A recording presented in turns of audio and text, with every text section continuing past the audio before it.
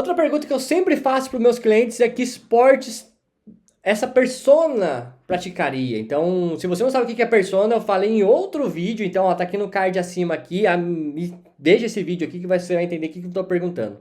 Então, muito prazer em falar contigo, eu sou David Bargão, designer profissional de marcas, estou aqui para te ensinar como é que funciona essa palavra tão chique que se chama brand. Que é aquela coisa tipo, nossa, mas ele está ensinando de uma maneira mais simples do que o pessoal de cursos caros fazem. Exatamente, porque o simples é bem feito. É sempre pensando de forma de passo a passo. A estratégia, a construção de marca se chama brand. É uma construção. Se eu falando de, por exemplo, funcionamento da marca, eu sei que é fácil, mas se eu falar para você sobre persona, se eu falar para você que esporte seu cliente praticaria, que esporte a sua marca praticaria se ela fosse uma pessoa, isso é totalmente diferente e fica mais fácil você entender.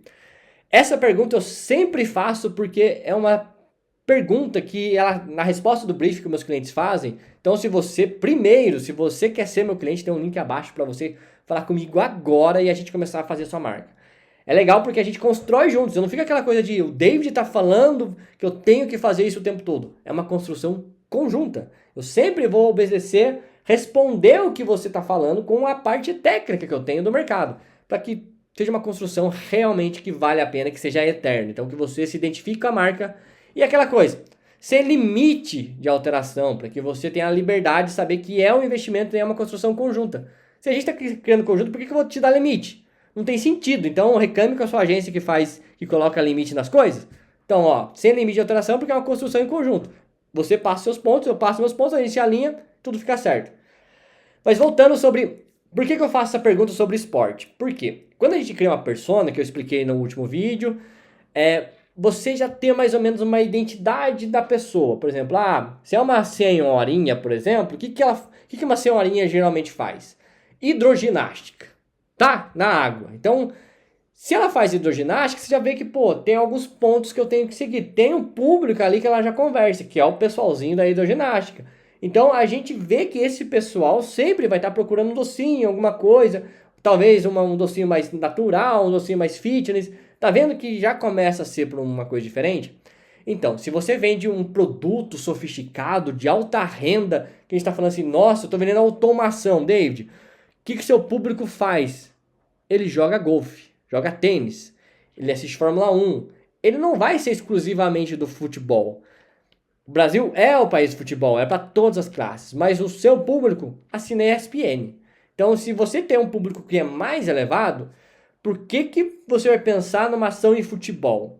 Isso é uma das coisas que você tem que pensar. Quando o cliente me responde isso, eu sei mais ou menos na onde que ele quer chegar.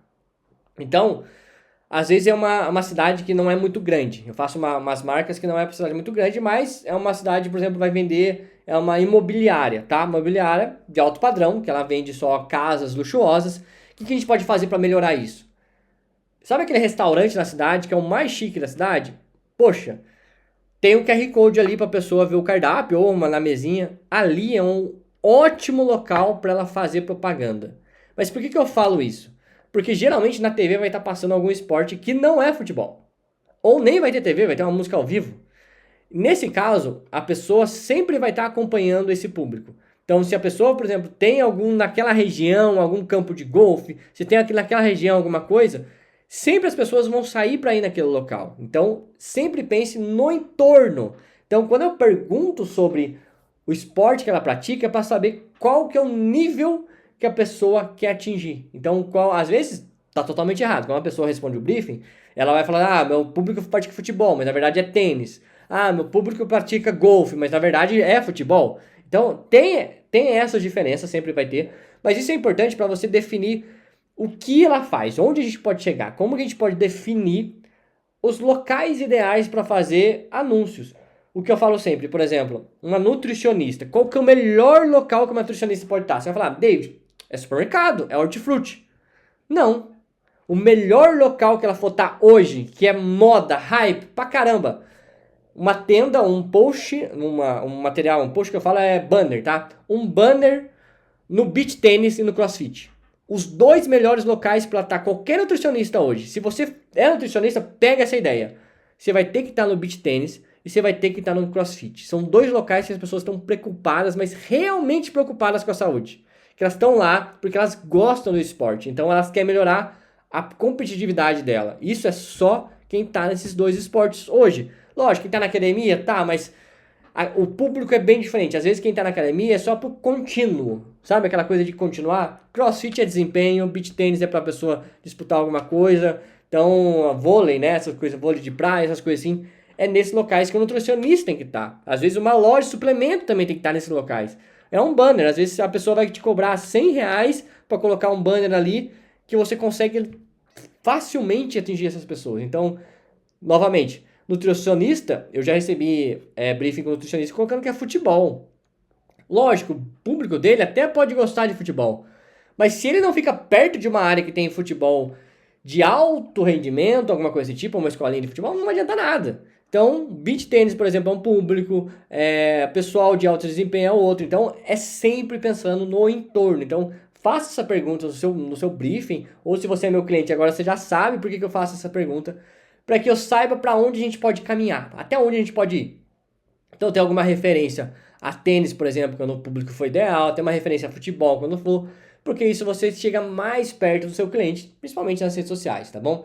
Se você gostou desse vídeo, já sabe, me segue, dá um curtir aqui, se inscreve no canal, me procura em todas as redes sociais, ó, David Bargon, tô lá sempre, sempre mesmo, então se você precisar perguntar alguma coisa, é só me mandar uma mensagem que tem um link aqui abaixo.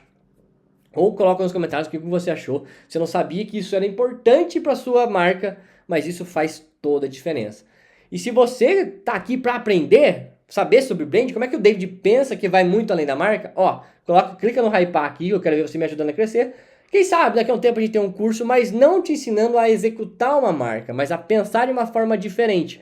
Porque hoje, vamos ser sinceros, tá? A parte técnica de programa é muito mais fácil do que antigamente. Você perguntar para o ChatGPT hoje se você sabe fazer. Mas a parte de entender aonde seu cliente quer ir que é o mais difícil. Então eu estou pensando em fazer um curso relacionado a isso. Mas eu só vou fazer se esse canal crescer, porque eu estou te ensinando aqui já. Então me ajuda a ensinar mais pessoas, que eu vou te ajudar também a criar mais conteúdos, tá bom? Eu fico por aqui. Até o próximo vídeo. Tchau, tchau.